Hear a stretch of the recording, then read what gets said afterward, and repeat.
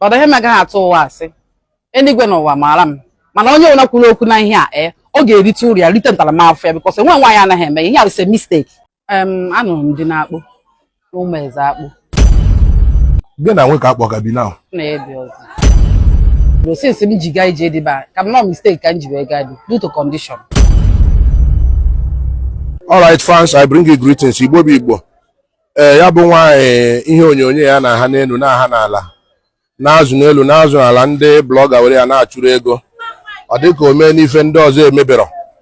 Ọ dịka a ga-asị na nke ya ka njọ kama na just na dị very little careless. The video wee gbana ha. Tata ya eruo n'ọdụ ya na ebe ọ na-azụ ahịa n'oyi ụga ntụtụ akwa ebeteghete. Ka anyị nụkọta na ha own side of story. Maka asị ịnụ ebe a iwe maka ndị ka ya bụ minis wee baa opi ụgbọgụrụ ka anyị je ka anyị na ya sụrụ ya nwaanyị ọma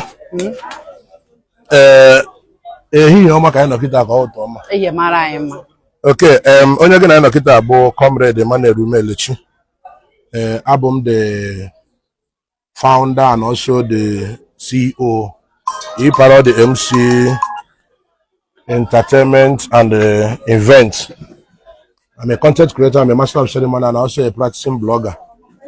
When you hear na ahịa n'elu na ahịa n'ala mụnwa sokwa ekwu nsị mba ka mpi go the college and someone ka anyị bịa fugodi gị ebe ọ bụ na abụ m onye ụga na ịnọ n'ụga azụ ahịa ịkọkọ na anyị obere akụkọ enwegasịrị ụmụ ife ndị anyị ajụ gị ị na mbụ gwakena anyị afa gị. Aha m Chinasa Ọdịka. Chinasa Ọdịka. Ọdịka esi eme akụ dị mma. Okay, ị bụ onye ebe? Onye Obodo. Ị nụrụ di? Anụrụ m dị na-akpụ ụmụ eze akpụ. Okay. Ya bụ ndị akpụrụ ka esi anụ nwaanyị. Ndị akpụ nụrụ m. Ha nụrụ m. Ha mere ego. Okay, ha mere ego. Mana ibe ndị weju ọgụ ma ilu di a ma emere ego anyị na-anụ akụkọ na nwoke akpa emere ego n'isi gị. Na gị na anyị just biri anyị sị ka anyị gbamagana ka anyị mara nke bụ eziokwu mara nke bụ asị. Okay, gị na nwoke akpọ ka bi now. Na-ebi ọzọ. Let me aware now na ọ bụ taa ka ihe abịa since m ji gaa ije dịba ka m nọ mistake ka m ji wee gaa due to condition. Mana ewere m condition a ka ọ wụrụ ihe dị ala onwe m. Okay. Ndị m mụtara mbe nna m gbahapụ m. Na-ata afọ sensi a nwete kọndishọna wee debaga n'aka dị sima ịta nna gị na uchi na-edu ọnwụ debe. Okay. And the sensi aha m nọ na nke ana m ata afọ eji m isi akpa nkụ ọ bụ maka ụnụ fụrụ m ndị otu a kịta enwe mgbe m na-alụ ọrụ ego bụrụ kpọrọ ụmụazị na-agagharị ọhịa kwụrụ ọhịa na-ebu afọ ime 9 months agagharị ọkpa ka ana m akwọ mbụga na-eme every dancing ka o wee dịrị anyị na mma azụkara nke nọ n'ihu nye nke ọzọ nke ahụ fọrọ n'ihu. All right, dịka isi wee kọ na ịdabeghị ya wụ alụ dị gị na Chinedu ọ bụcha ihe si gị n'obi kama ọ afụfụ ka mgbe gị na Chinedu bi ka ego unu si ebi ọ na-elekọta gị anya gị na ọ na-ebikwa ọfụma? Chinedu na-elekọta m anya mana anọrọ m ya asị ka m were nọrọ ebe a ka m nọrọ na amụtara m nwa ka m zụọ ụmụ m ọ ka m nọnyere ụmụ m. Chinedu nwere ihe ọ na-eme ibido mgbe ọ na-akụ mkpirita mkpe nwe onye anaghị ibido bịa n'oyi ụga mụ na let me call it 7 times kụọ m ihe na-enweghị isi ojide m na nwoke ojide m na nwaanyị. Enwere evidence? Enwere m evidence. Ebe ọ bịa n'afịa na-akụ gị? Enwere m evidence ọfụma. I kpọọ ndị mmadụ ka anyị jụọ. I don't want to still make investigation and inquiries. Ọ jọọ ọsọ ọbịa na shop ọkọwa gị fake ọ na-afụ gị na nwoke. Ka m gwana gị example na nke mana nke katikati ebe a na-azụ ahịa ebe eni ebe just n'iru onye isi mgbakọta ebe eni enwere ebe eji mmeri na ebe eni mana ị gaghị agba too much enwere ụlọ dị ebe ahụ ọ dị ọkpara ha nke tọrọ ya Ifeanyị kpọrọ m sitie m na lapụ ahụ ka m hapụ ị na-ata afọ bika mgbe ọ na-akụ m ihe enwere mgbe m nọ n'ihe iro na-akpata mkpụrụ ihe na-abụ na-akpọta ihe ka provision just otu a mineral dị kịta dibịa kịta goro m mineral were biskit na-ata ọkụ mgbe ihu m ebe a na enwere apad m ebe a ọ bịa kwere m na bụgota si na enyi nwoke azụ anya mmadụ nọ na shọpụ mmadụ anọ n'ọrụ gị na-ata biskit na-ata enyi nwoke ka ọ ụmụ ya ka o ji akụ m ihe enweghị ihe ọzọ nke ọ bịara akụọ m ihe n'ime oyi ụga ọ bara n'ime oyi ụga ebe na-agba ọsọ ahịa n'ihu ebe enyi ọ bịara ebe a kụọ m ihe bata n'oyi ụga enwere ndị otu m ka nọcha ebe a kịta mgbe ọ bịara n'ime ebe a ha sị m na be nna m ị mana nna m be nna m bifo na-abịara be nna m Chinedu nọkwa ebe ahụ bịa akwụkwọ m ihe n'ime be nna m dịka enweghị onye na-ekwu m enweghị onye kwuru okwu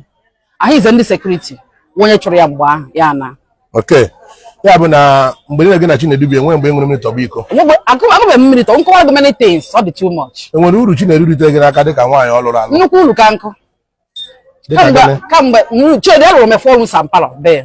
Adụrụ m nnukwu GP tank unu ga-abịa m nkịta unu ga-afụ ya ebe n'aka na ịlụ 4 rooms and parlour. Confirm and ebidoro m onye ụga nwa onye amaghị onye mgbe m na-ewin machine jeji otu Chukwu enwere 2 machine ndị nnukwu ha nye m 200,000 iji ego 100 bags of cement mgbe na-ere 2005 ịtara na-ekwu na eji m kpụọ blọk Chinedu ahụ bido soro na ịmara mesin ka ọ soro na-arụ then mgbe a rụfuru mesin jeji gọọmenti yes ụfọdụ na-asọ ọkada nna ọkịta ka o bido na-agba ọ na-arụ m nweta mesin ọrụ ọkada ọrụmetụ m ọgbata ọkada mma ihe ga m atụ achị jee gọọmenti gọọmenti na-ele oshi na-ekwuru ọbịa onye akpụ ka ọfịm onye na-ekwu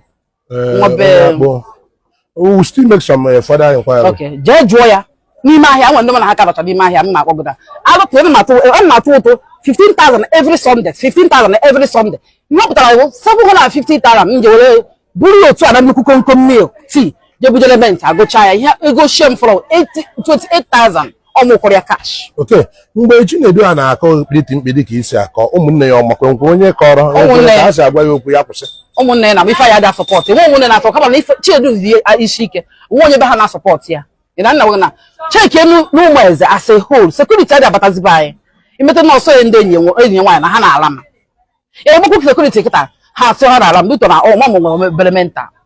Okay, ya bụ nwata nwa okorobịa ihe onyonyo oge na anyị na-abụọ na akụ n'elu na-akọ n'ala na ụlọ oriri ife ụtọ tumi ife ife tu adult mere kama ebe nsi wee nwee concern ebe nsi condemn ọsọm areas bụ asị nwaanyị nọ na di enwere lent mmadụ ga-emedewe ife. Kedu ka isi mata Ichie Obiora anụnwa kedu ihe iji wee gather lent nke ị na-eme ife ọnakịrịpụtụ na ihe ụtọ jebe nke ise ihe ose onyonyo? Ọ dị ihe m agaghị atụ ụwa asị eluigwe n'ụwa maara m mana onye ọbụla kwuru okwu na ihe a ọ ga-erite uru ya rite ntaramahụhụ ya bikọs enwe nwaanyị anaghị eme ihe a bụ